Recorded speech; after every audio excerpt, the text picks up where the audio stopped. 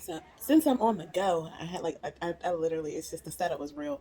It could be a little bit more harder to record on the go. So not harder, but just kind of the setup. You know, you gotta figure the setup. And it's so one lesson I learned: charge all devices. When you know you're going out of town, should like know to do that, but I only charge like the main ones. And I was thinking that, oh, I got juice for the rest of them. No, all is dead. So yeah, that's what I've been doing. I'm about to get to it. Give me a minute.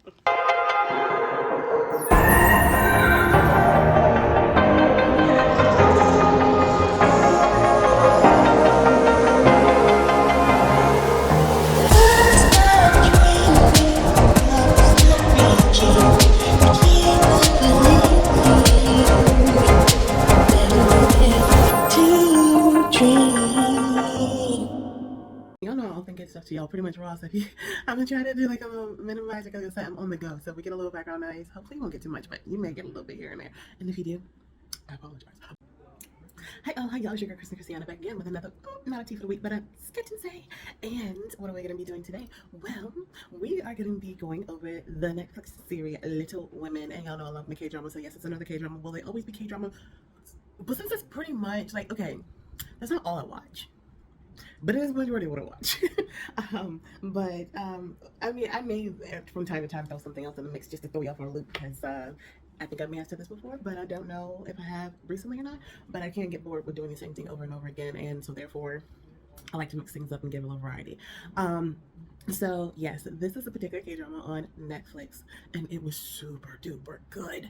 And see, I was just thinking, like, do I always say all the shows I watch are pretty good? If I make it through the show, it's pretty good. Because most of the time, if it's not that good, if it doesn't keep my interest, I will fall off of it, and then y'all won't get the sketch and say. So, but this particular show was called Little Women on Netflix, and it is a K-drama. It's not like the book series Little Women. Yeah, it's not. I had to think about that. I'm like, did I read the book series Little Women? Is it a book series? Now I'm doubting myself. Not to be confused with that book series. It's a completely different show, but it's really good and it's really worth watching. Now, I will be honest, the opening takes a little minute, so you kind of got to get past like that first 20 minutes. But once you get through that, they don't disappoint. The tit for tatness. It is literally like watching a tennis match. It is going back and forth. You know, it's the most intense chess game that you've seen. It's intense. We're gonna get into this, but I want to tell you about this outfit that we're gonna be sketching out real quick, because this particular outfit was inspired by the show in the sense of it's simple, it's elegant, but it's got that hidden surprise. And that's kind of what I wanted to do. And it's inspired by the shoe in episode 1, if I'm not mistaken. It's not run my mouth anymore. If you're new here, if you're an OG here, then you already know what I'm gonna say. But if you're new here, I'm gonna say it anyway. If you like it and you love it and you want more of it, don't forget to hit that like button, that subscribe button, and notification bell so you know when your girl is back on. But without further ado, let's get into it. So, as I said, we're gonna kind of just breeze through a lot of the beginning, because the beginning is really just setting the story up. The youngest sister, but you don't know she's the youngest sister. You just see a young girl who looks like she's like school age, and you know she's walking in to this neighborhood that doesn't seem like it's the most well-off neighborhood. But then you see 2 other girls sitting side by side. You don't really know that they're sisters yet, and they're like kind of talking about like their past. I guess they couldn't afford cake, and they're gonna surprise. They're gonna give her better birthdays than they had when they were younger because they're poor. My sister comes in, they're like, oh, little birthday party, little party hats, and they actually have a real cake. Now it's time to open up the gifts after their little celebration. They're having their little birthday dinner, and the mom comes home. They're like, okay, fine, little sister's opening her birthday gifts. So they're all sitting at the table, the 3 sisters and the mom. And the sisters, or 2 older sisters, give the little sisters like a packet of money, an envelope full of money. And they're like, hey, now you get to study abroad because that's something you've always wanted to do. And the mom's like, hold up, when I wanted to do stuff, y'all never had money. And they're like, because all you do is you give it to dad, who just puts in some more debt. And so the younger sister's feeling a little bad, so she's like, I wasn't planning on going anyway. And the older sister's like, no, we raised this money for you. When there's a will, there's a way. We had found the way, we had the will, and you're gonna go on this trip. And the mom's just kind of salty about it, okay? So push kind of shove. The youngest is kind of feeling a little sad. The 2 older sisters kind of feel the vibe that mom left in the room. So they all go to bed. They're all kind of feeling like, after the mom's reaction to the money that the 2 older sisters saved up. Mom, you can tell she's feeling salty because she's cleaning like little vegetables, and she's cleaning aggressively. And then so mom finds the money, and she basically steals the money, and then she leaves a note saying, forget y'all, I've taken care of y'all all my life. It's time for me to go live my best life now. I'm gonna go visit your dad. Thanks for this money. Youngest daughter can figure out a way to live her life. She's young, and the daughters are just like, And but here's the part that gets me. They know how their mom is, yet they let the money out. They let the money out. Mom left them a note, and she was gone. She just said done, done. She quit. Okay, she quit her job. Her mom duties were over that day. And that was that. So she stole the money that the two older sisters worked hard for to send their younger sister off to live her dreams. So the two older sisters are like, don't worry, younger sister, we will find a way. We will get you across the seas over to Europe so you can study. Because now they're like, we got to figure out how we're going to get this paper for our little sister to go overseas. Because she's not going to live like the older sisters are so pro their younger sister, getting her out of this sad life that they had to live, that they were subjected to. So, yeah, so they support. Their support is like unparalleled, super sweet, but it almost is to a point where it's like their life is dedicated to the cause. And so then they go on a little bit more backstory. The oldest sister is a divorcee. Apparently she married some kind of con artist who she thought was a rich man, so she thought she was going to marry rich, and turns out that he conned her. And then you see the youngest sister painting her artwork. The sister's like really talented in art. And do we know this yet? I don't know if we know this yet, but regardless, I'm giving you the D. The sister's really talented in art, and they're trying to basically help the sister live her dreams and study art, or at least go to museums and experience art in other countries and stuff like that. And then you see where the second oldest sister works, and she's a journalist, and that also turns out to be a very important role too. And she's that type of journalist who is super duper frustrating because they're honest and they aim for the truth and nothing but the truth, even, and then like they're like, they don't want any lie, and it's to the point where it's like, even if if it doesn't hurt anybody, it's a little white lie. Like, but she's still like, nah, I'm not for it. I'm not for it. No, she's super just, and it's not a bad thing.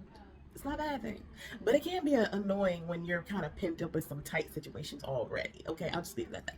I would say that's really cool about the show. The show literally has one of those things that it's so many little nuggets that are dropped that they'll bring up later on. So if you kind of blink or you skip around, you'll miss it with this particular show. They're setting the story up. So pretty much this is just like little tidbits of setting the story up. Every little detail eventually matters.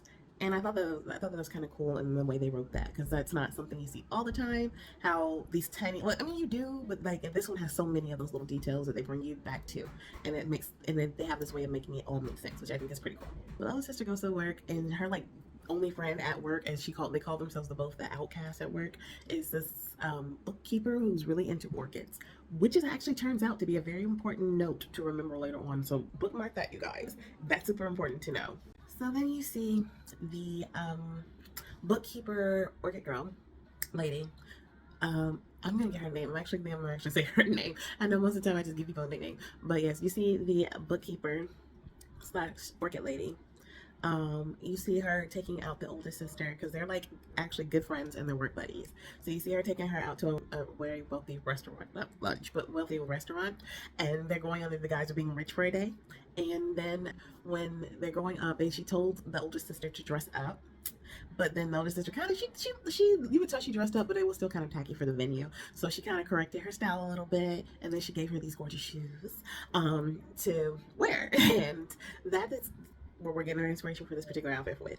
But yeah, so she gives her these shoes, and these shoes are super duper important for this moment. They're not important for the overall story.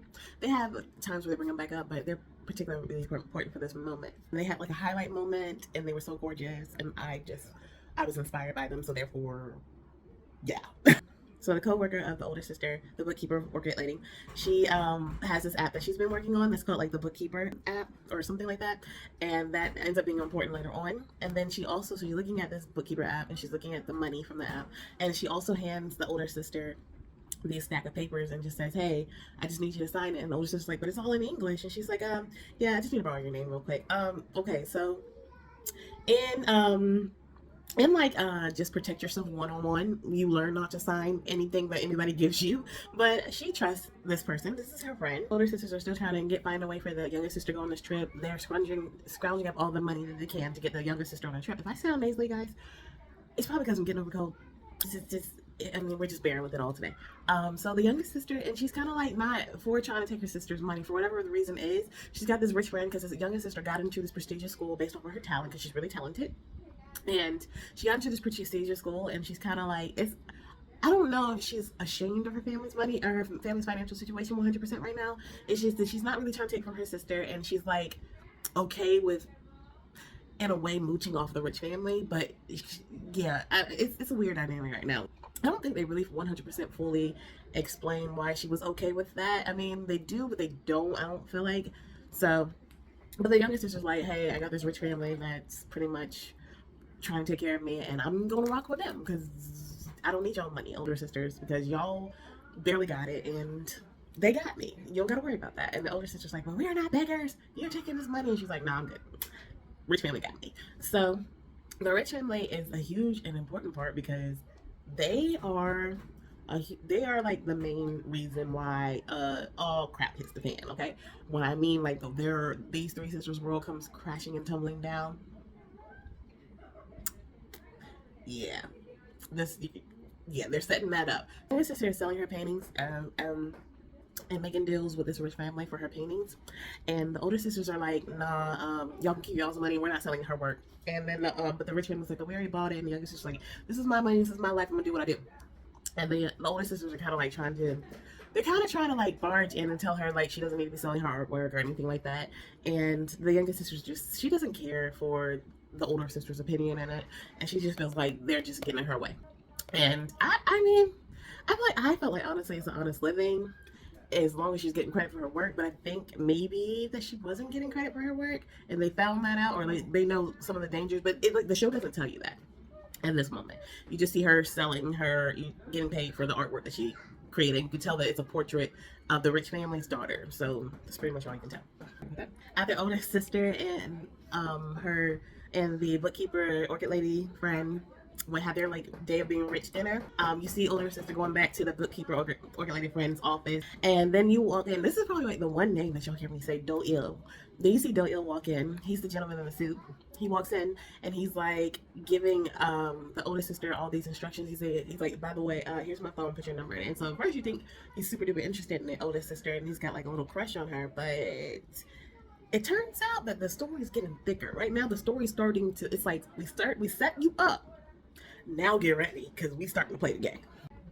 So the older sister happens to see Do-il walk out the office later on that same day that he came into the office while she was practicing her yoga, and handed her his phone, and he's like, he saw him walk out with the presidential candidate, and she's like, this guy knows some people, and how does he know Orchid Lady friend? So she's like, this is interesting how they know each other. She's trying to piece together these relationships at this point. But with the second oldest sister, she, even though she's super just, she got quirks too. She kind of has this little problem, with taking in a little too much of certain kinds of liquids.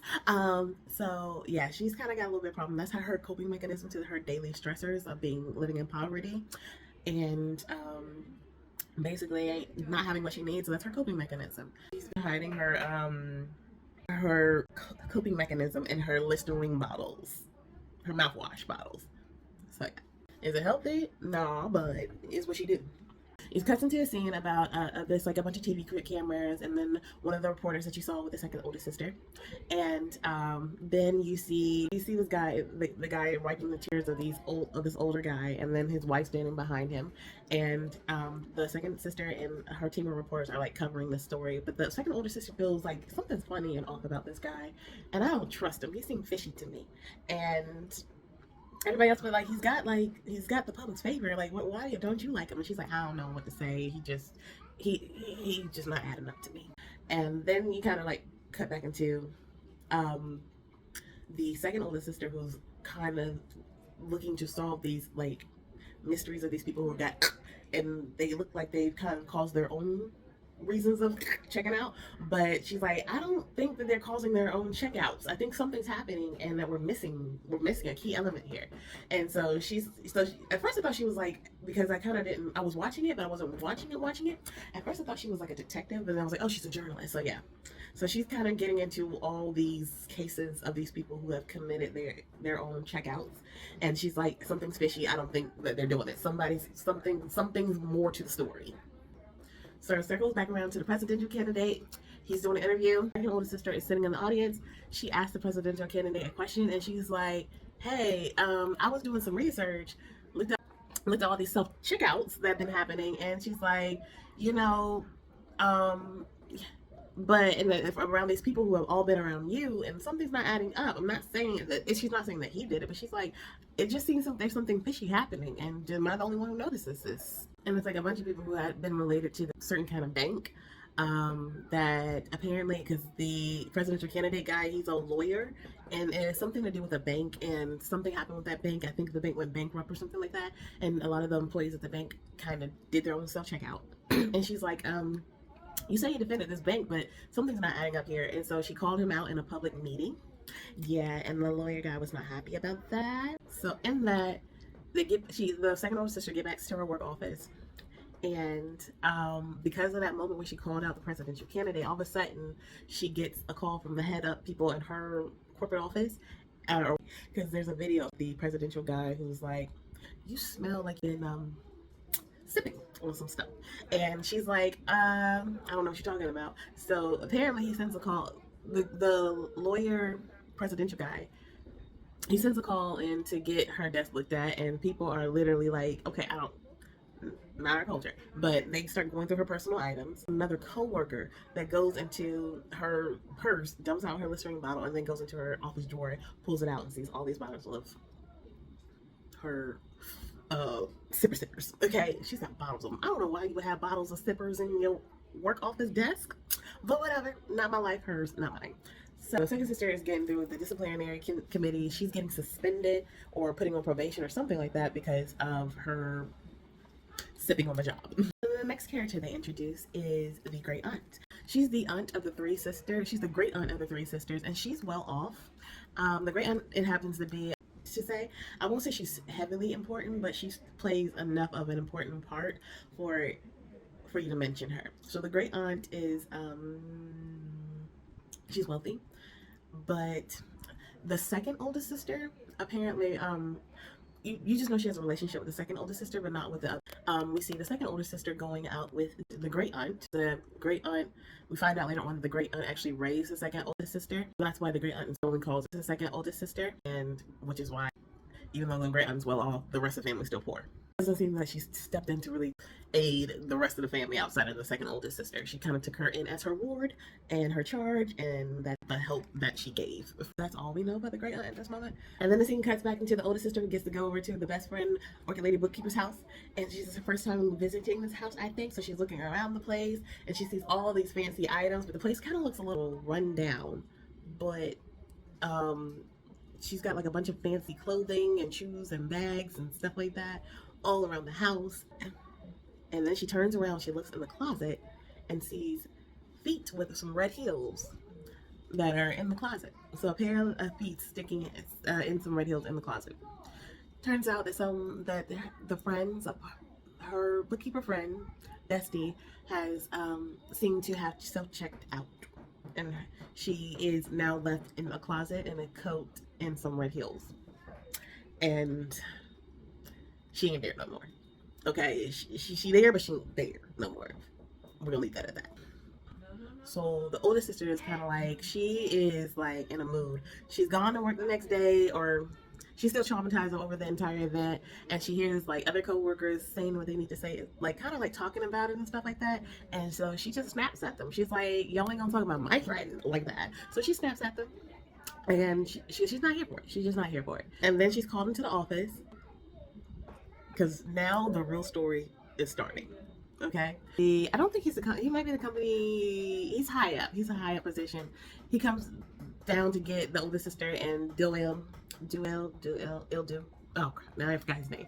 But basically, the guy from higher up in Doyle comes to get the older sister, and they call her into the office. And then the guy from higher up is like, "By the way, we need your help." The older sister's like, "For what?" It's like, bookkeeper Orchid Lady was laundering some funds for us, and we think that since she trusted you the most, you might help us be able to find where all this money went. Because, and I think at this point she thinks it's under the guise of them trying to get the money back for the company, and apparently it's like 70 billion won. So in this, the higher up guy in Doyle are like, "Hey, we'll offer you a better position and better money." This is because older sister, after she went off at everybody, she's like, "I was planning on quitting anyway." They're like, "That's good, because we need you for this position so we can find this hidden money, the 70 billion won," and which I think is like kind of close to 70 million. Like, it's not the exact math, but it's around the range of 70 million in US dollars. But yeah, so they're like, "We need your help finding this money, so we're gonna kind of technically hire you on as another position." Older sister, she's reading the note that was left by the bookkeeper or friend. you know, after she checked out. And so she's checking the note, she's reading over it, and in that, she's kind of getting emotional and teary eyed because she's like, I don't know what friend was up to, but friend, you was into some stuff. I didn't know you was this deep into whatever you was this deep into. Um, but okay, so she's like, she's kind of dealing with the emotions of losing her friend, but at the same time trying to piece together how deep into this, like, she doesn't know what her friend was really into at this point. So we're kind of all figuring it out all at the same time. Her sister is bound to find out why her friend, the orchid bookkeeper lady, ended up at the fate that she has ended up with. So she goes into the yoga studio that the friend was saying, you should come to my yoga studio about. And so she sees the note that the friend left her. She left the older sister a code for it. She sees the shoes. And she looks into this big old book bag, and in this locker that it's at this high end, like, I want to say it's like a high end fitness club or something like that. And so she looks into the book bag and she sees all this cash, like dollar bills, y'all. She sees all the cash. Immediately we know that this must be the money, the 70. Well, no, we just know that this is the money. This is some money that the friend had. We don't know if this is the laundry money. We don't know where this money came from. We just know her friend stuffed some cash in a big old bag in some type of high-end fitness studio. That's all we know. She's just out here just crying, bawling over this cash. And that is the end of episode 1. And now,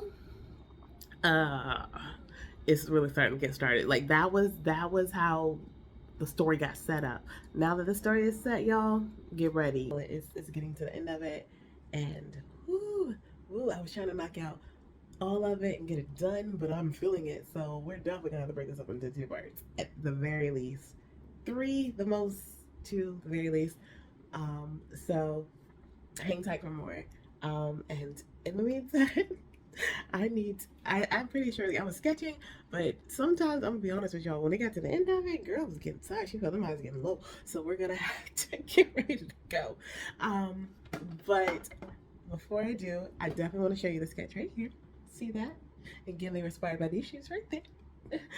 And the next sketch definitely, I think, will have to be inspired by that ghost flower. I don't know. Maybe. Part 2. We'll see.